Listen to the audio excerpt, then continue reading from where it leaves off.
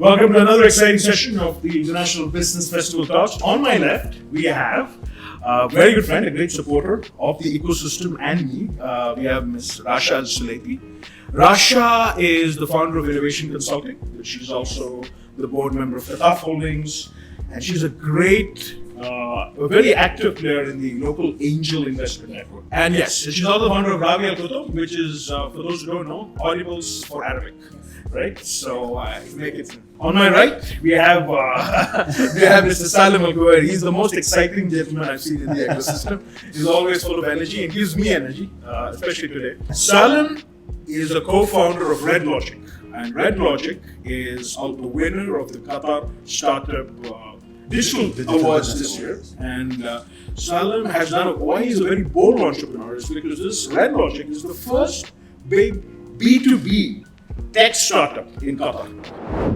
Do you think 23 entrepreneurs or businessmen, there are two kinds, the local ones, and all those fans who are also businessmen who are coming down and studying the Qatar market, do you think it's a great opportunity to look at Qatar? See, because of my field now that I'm in recently, which is the consulting, I noticed an interest from foreign investors before the Cup, around a year before the Cup.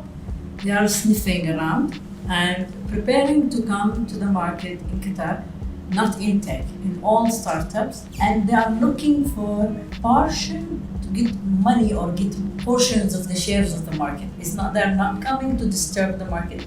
They are coming to eat portions of the market because they think that the market is already saturated. Not saturated, already pushed enough by the government, okay, to be mature, to allow others to come in. The 23 should be the year that we focus on venture capitalists. Knowing our own country and being an employee before in the government sector and being also in the private sector, seeing everything that's happening from the other side, we are still in the healthy side of the formula.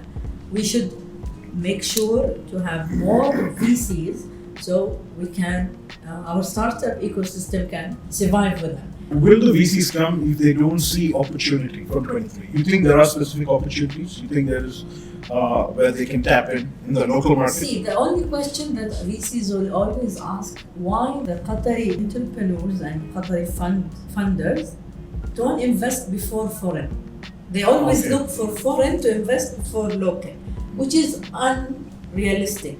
If a local entity invests, the foreigner will be very comfortable to invest. Okay. If your own local people didn't believe in you, right, the outsider will not believe in you. Right. That's why we should focus on believing in some ideas, and these ideas need to be treated very well and not being taken as babysitting, but taken care professionally and given enough funds to survive, then we bring the foreign. Now, RASHA was saying like you have foreign startups coming in. Is that a good thing or a bad thing? Because Singapore did that. They invited a lot of foreign, and that created an ecosystem. Of course, Right. it's a good thing. And I just want to add to what Pasha has said in this. The tendency to see the local fund, it's a little bit hesitant to actually go into the good ideas or to actually really scout the good ideas out and put faith in them before the foreign investors. I personally know some companies that have sought investment outside before they actually managed to secure some funds inside of the country. And this is where the government has played a big role in terms of creating all these fund pools, but they're all managed by the government anyway, and there's so much, like they come with their restrictions. So what we need is more free-flowing fund that is managed by the private sector, where this is where the international VCs and the international funds will need to assess. The government presence in certain startups is a good benefit for them to start off with. However, they know that the government has always got programs to support, whether this is a good idea or not a good idea. There is less chance of being able to identify that if a government entity supports from a fund perspective. But if it's actually the private sector, then because it's both sectors or both parties are for profit. Right. So then that's actually going to be more optimized. They're going to look at things more professionally. They're going to look at things, in a current state manner where they can drive it together and go. So yes, we actually need a stronger stand from the private sector funds to actually invest in the successful and potentially victorious startups that we have. The key to it is to actually be more focused on a for-profit organizations or for-profit startups, not look at it from a government support or a VC support that is backed by government. This is where you actually need to throw yourself in the ocean and swim. And then you know what you carry on with you as baggage or not. So what we need is that we have some startups that have taken that leap and we see the successes. And we have a lot of startups that have been, a few years back we were promoting and pushing for angel investment.